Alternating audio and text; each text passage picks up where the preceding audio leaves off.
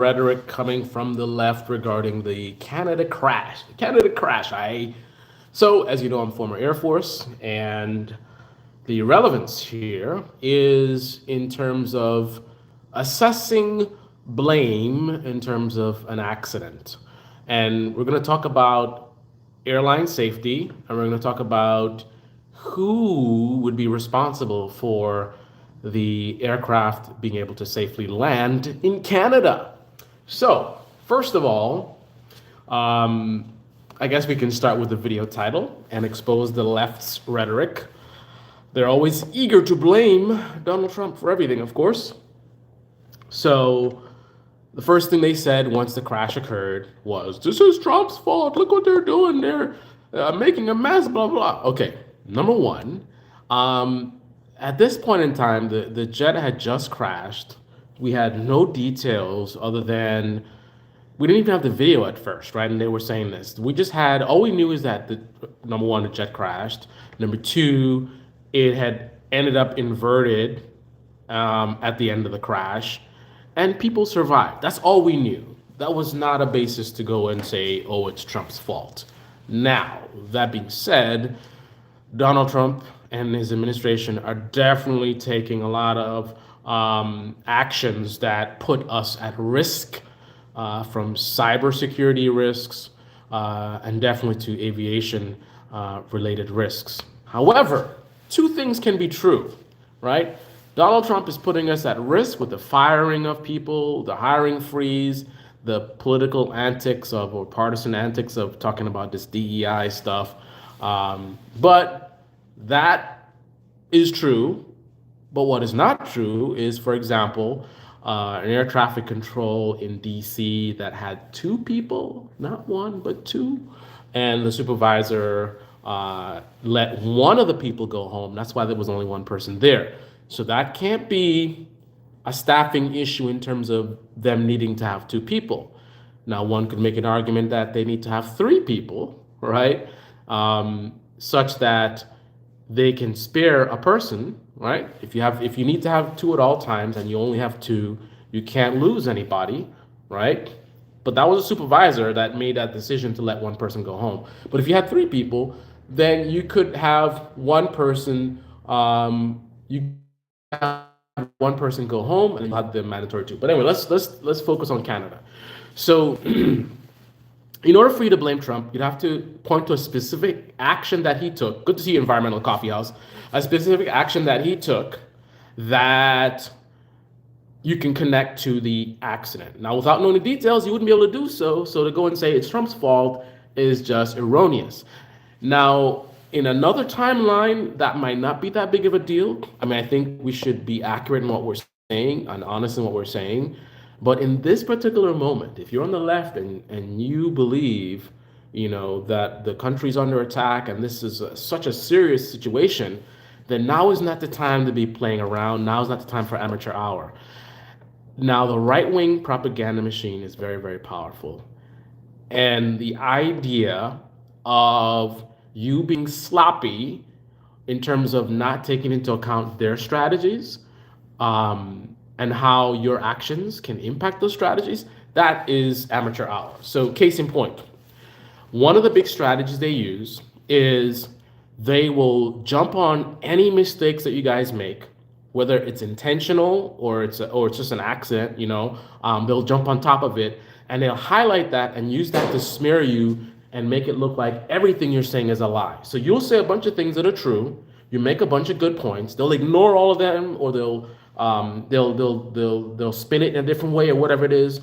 But if you say something that's actually wrong, either you're lying or you just don't know, they will jump on that and say, see, the left is all lies, right? So every time you guys go around and you're loose lips and you say stuff like it's Trump's fault why the plane crashed with no evidence whatsoever, you got a lot of very slick people in right-wing media that can very cleverly use that and say, see, the left, they're a bunch of liars and they just have Trump dreaming, right?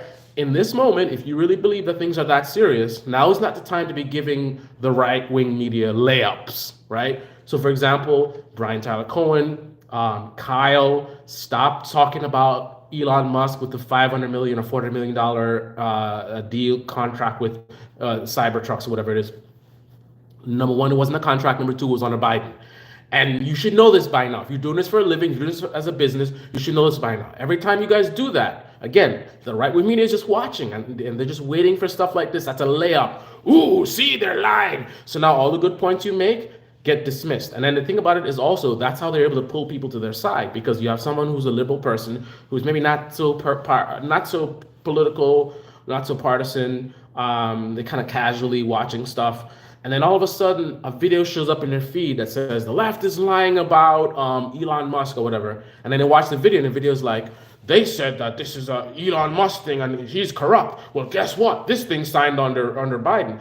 And if they have some level of critical thinking, they might even like investigate it to see, is this actually true? And if they investigate, they'll find like, hey, that actually is true.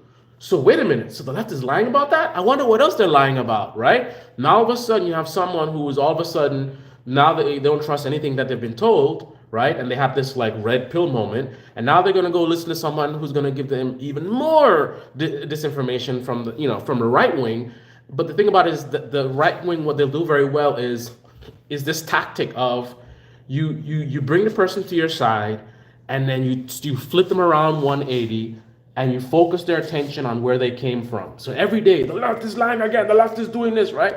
So while they have their backs turned to you, they don't see your lies. They don't see how you're misleading them, because every day they're getting a video in their feed about how the left is a bunch of liars and they have Trump derangement, whatever. So if you really care to win, left-wing folks, left-wing media folks, stop being so loose-lipped. There's a lot of bad stuff that's truthful that you can say about Trump and administration. Stick to those things. You cannot afford to be sloppy. Unfortunately, I know it's not fair, because in a right wing, so if I'm talking to a right wing media person, I don't have to say this to them. They can say whatever they want. They can lie as much as they want. They could be literally funded by Russia. None of it matters. There's no standards over there. They can get away with it every day of the week. Unfortunately, on the left, you guys cannot do the same thing, because every single mistake you make, or some of them obviously are going to be dishonest. Sometimes it's lies, sometimes it's mistakes, but every time you do it, they have this massive machine. They're gonna jump on it, and everybody's talking, oh, the left is lying, and then it's very effective. You make people, because people automatically, if you're like a liberal and you're just trusting everything and mainstream media, whatever, like you're a CNN person, and you're just not really thinking much about it, just kind of accept the narratives, and then someone points out, no, they're lying to you, and then that can really shake someone up, and they're like, wait a minute, and they get this like, it's almost like once bitten, twice shy. Right, that was one of my songs from when I was a kid. Once bitten, twice shy, right? They get bitten once by you guys saying misinformation, right? And now all of a sudden they're like super skeptical about everything that you say. And unfortunately, they're not skeptical about the person who revealed this thing that you said that's not true. So let's get back to Canada. And I got a little sidetracked. So we already discussed the narrative of saying it's Trump's fault without any evidence, without even knowing what happened, while also acknowledging that the stuff that Trump is doing can affect our airline safety. But now let me also address the ridiculous rhetoric coming from the right, who quickly jumped and said, the left is being so hysterical. A plane crash that happened in Canada, and they're blaming Trump. It happened in Canada. And the thing about it is, I watch these right-wing influencers saying this, and they really feel like they like got them. Now, technically, they do, because the audience that they're talking to doesn't think very deeply. So to them, they will feel like, ooh, got them. But in reality, no.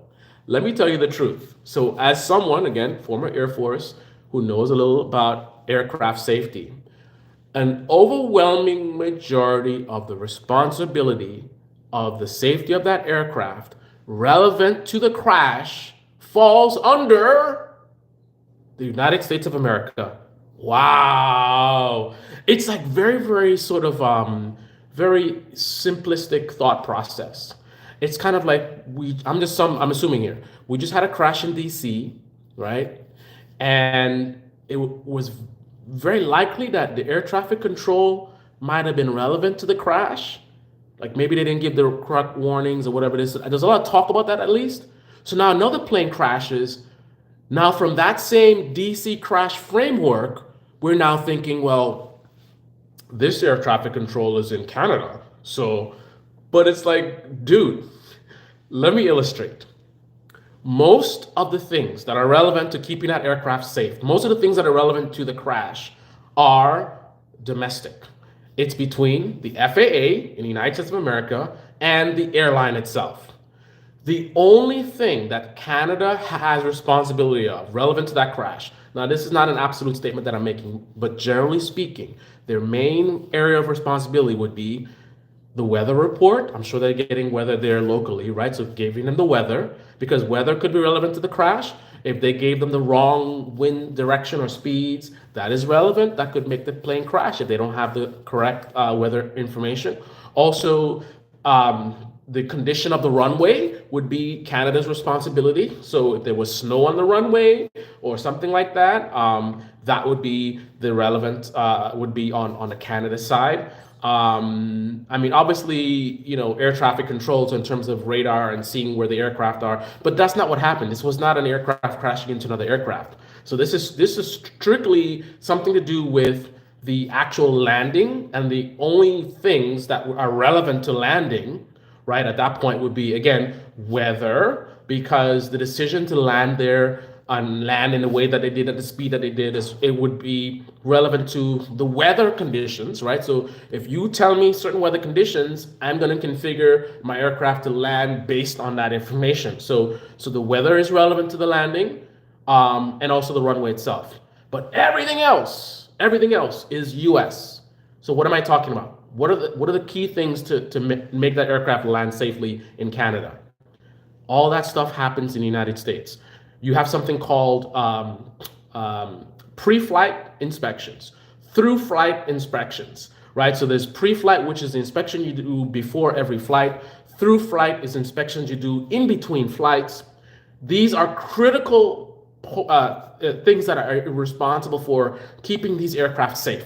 Things that most people, you don't even think about. You get on a plane and you fly somewhere. This stuff happens before you even get on the aircraft, right? Someone, before that plane took off, someone did a walk around. They did a couple of things. They did something called a FOD walk. So that's foreign object damage. These aircraft have very powerful engines that can suck in a lot of things, including people, unfortunately. I saw some interesting safety videos, I can tell you that. But anyway, so what you do is you walk the runway looking for nuts, bolts, other little things that are small enough that could get sucked into the engine. So there's things that they do like that. There's a walk around the aircraft, right? I don't have commercial aviation experience, so some of this might be a little bit off, but I'm sure there's some variation of this, right? They're gonna do a walk around the aircraft, and what they're gonna do, they likely have, and this might be a military thing, but I would assume they have something similar. But I'll talk what we do, right? We have safety pins around the aircraft, right? So there's these little pins that are attached to different parts of the aircraft with a little red tag on it, right? And it says remove before flight. And we have to go around and remove these things. And also there's things that we're looking for. We're looking for fluid levels. We're looking for any kind of damage to the aircraft, the flight controls. You're looking at there's a lot of little safety things. You're looking for cracks. You're looking for tire wear. So some of that is going to be relevant to the airline, right? They're going to have their own rules. As an employee, I'm flying for an airline. I'm sure that they give me some kind of guidance or guidelines that I have to follow. That's company policy. And I'm sure there's federal standards that they follow. So that's the FAA. So let's get back to specific to this particular crash. So I believe they say the landing gear might have collapsed. So landing gear is something that would have been looked at in America during the pre-flight inspection. It would have also been looked at a higher level, potentially. I don't know what their schedule is. During the through-flight inspection, there's also inspections that you do based on flight hours.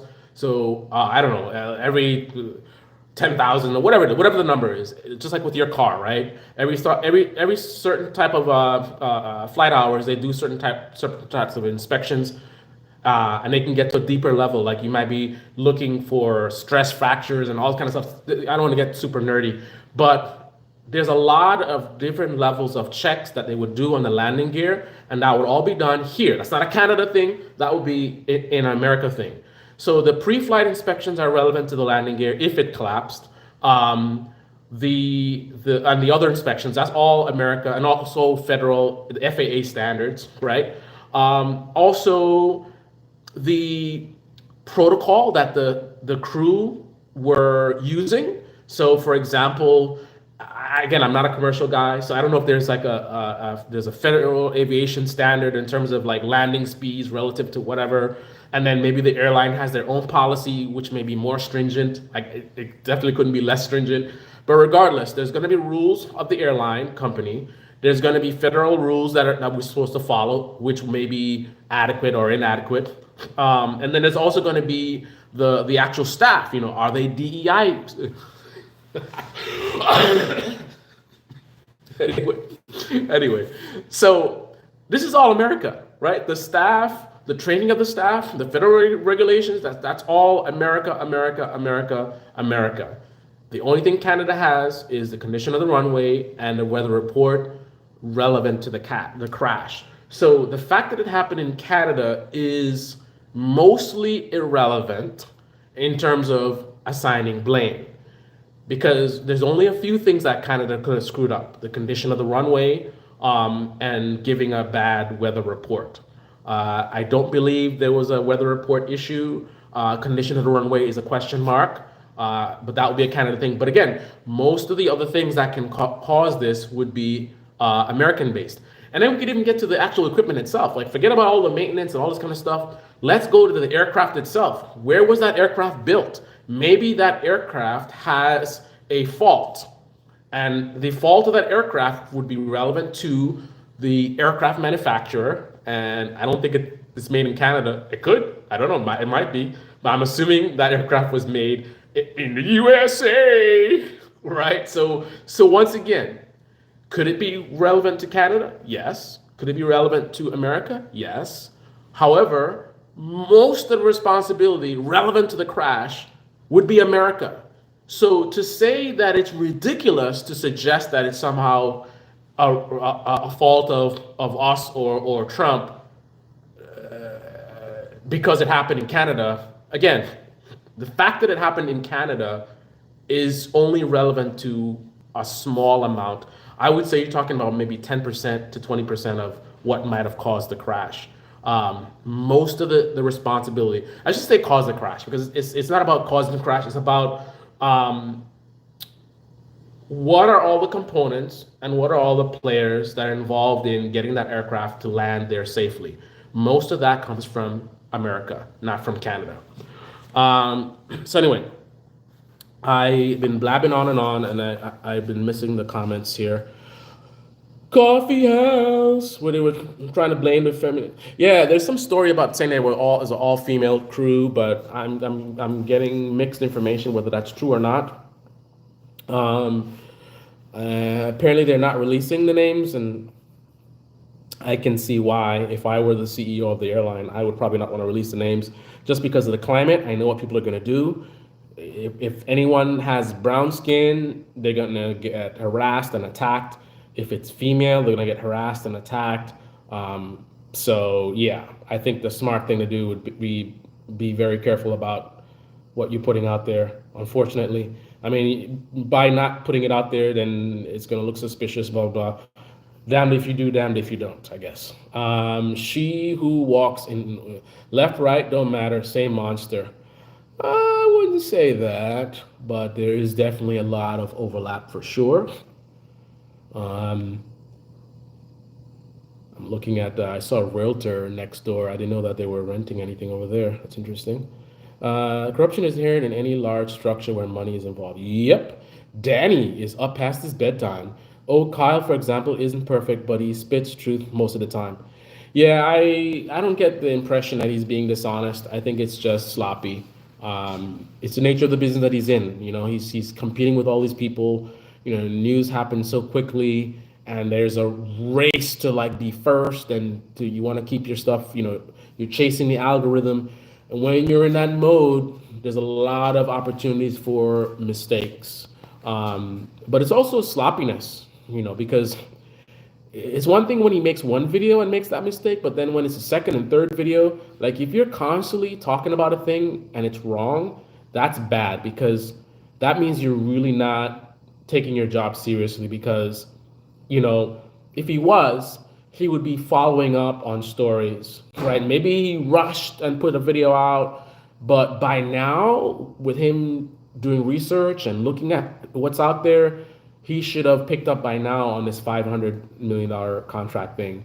I mean, I think even MSNBC did a retraction on that. So it's just like, you're really, really just chasing the algorithm. Stuff. He's seeing stuff in his Twitter. I told you how to do it. They see stuff on Twitter that's trending, and it's like, oh, I gotta make a video about this. And that's probably how he does his program when he talks about all those topics. He goes through his Twitter and he picks a couple of things that's trending on Twitter, and then he just reports it. And then the next time he posts again, it's on to the next, on to the next, on to the next. There's no like revisiting of topics. There's no like further research. Unless it shows up in his algorithm, he's never gonna know that story is wrong. But in contrast, right wing media, they knowingly do that stuff on a regular basis. So they'll know that it's not true. They'll go on a debate, say like, here's the thing.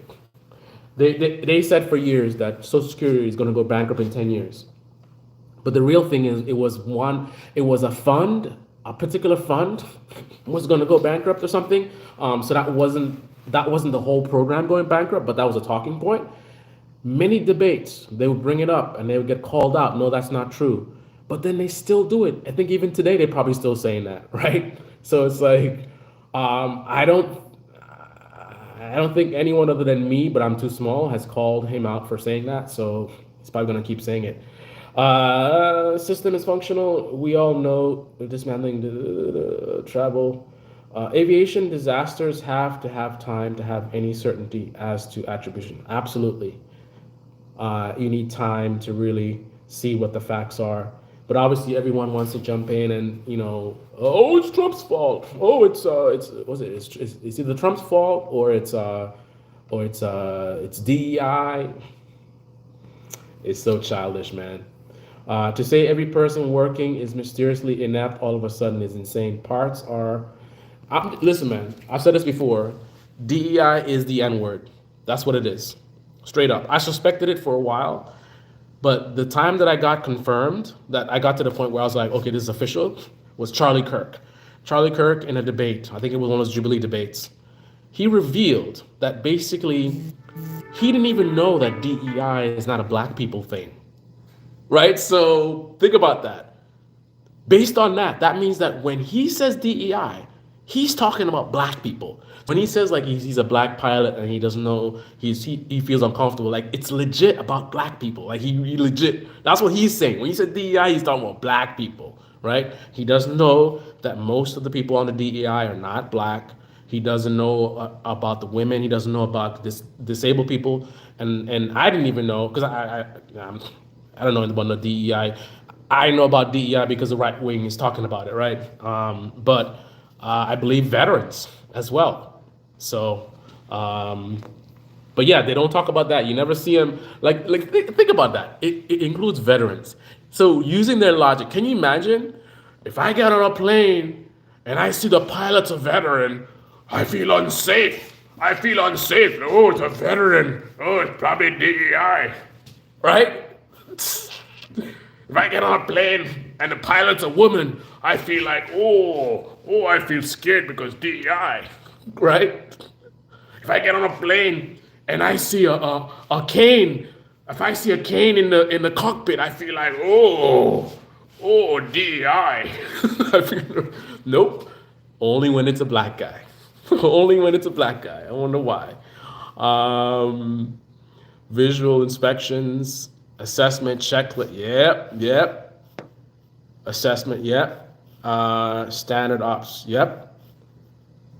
And the thing about it is, notice how, even though I don't have any commercial aviation experience, it's just that there's certain fundamental principles that I know are gonna apply, right? I mean, aviation is aviation. I think one of the main things with us is, I mean, I'm biased, right? Because I just know the military side, but I feel like our standards are much higher. Because, for example, one principle that we have, a fundamental principle that we have, is called what is it called? It's called pre-maintenance. I forget the term. I don't know what the word is, but I can describe the concept. So basically, like I mentioned, you would inspect the tires before takeoff, right?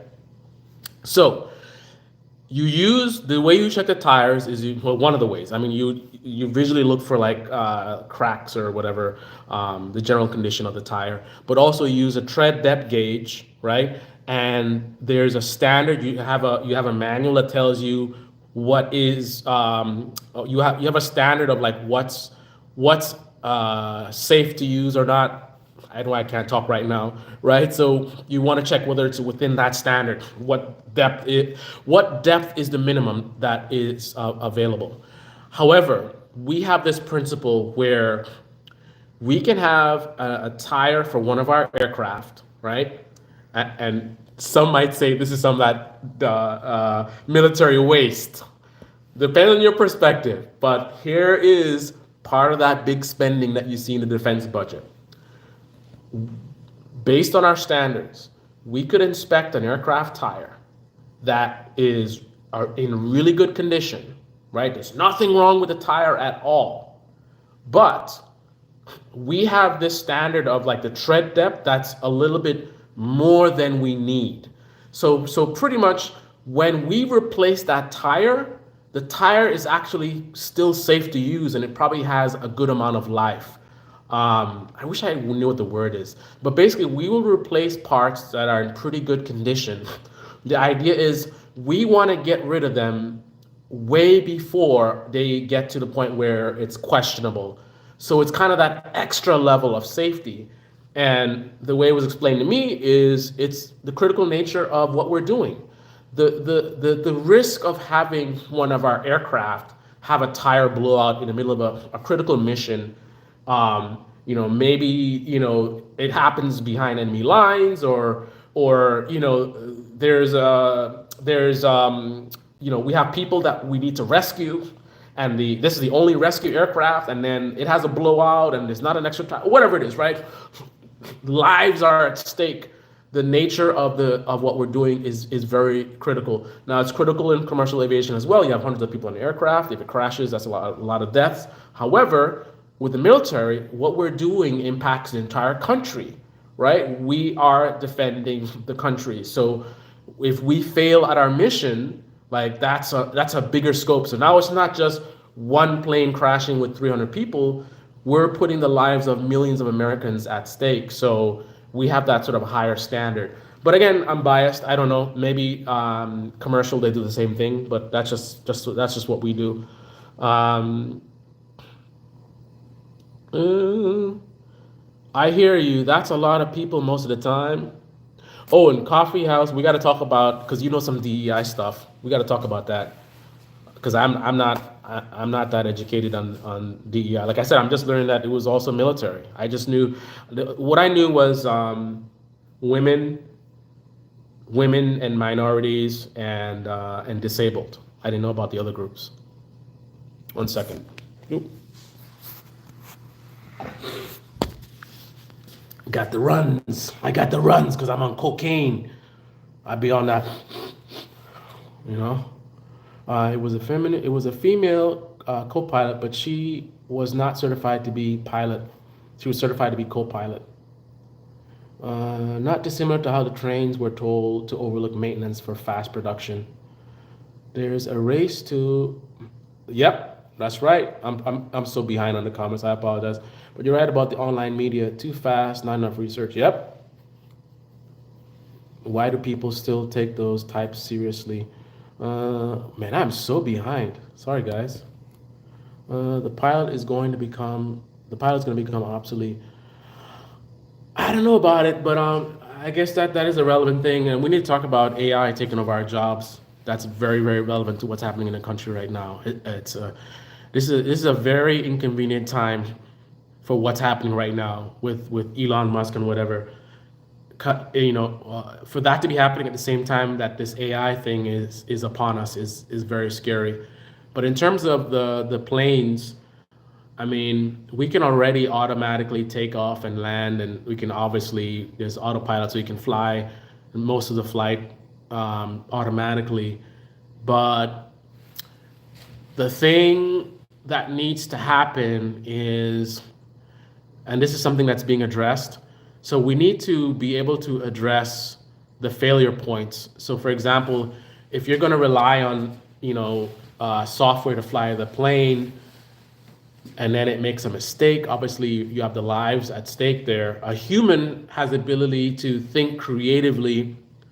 You have instinct. There's a lot of things that it's hard to really replicate with a computer, but the things that are probably going to be used to deal with that is there's something called it's what is it called, multi-agent systems. It's a consensus model. So basically, consensus modeling is where so instead of just having, like, let's say for example, we wouldn't do this, but let's just say, I'm using terms that you guys will understand.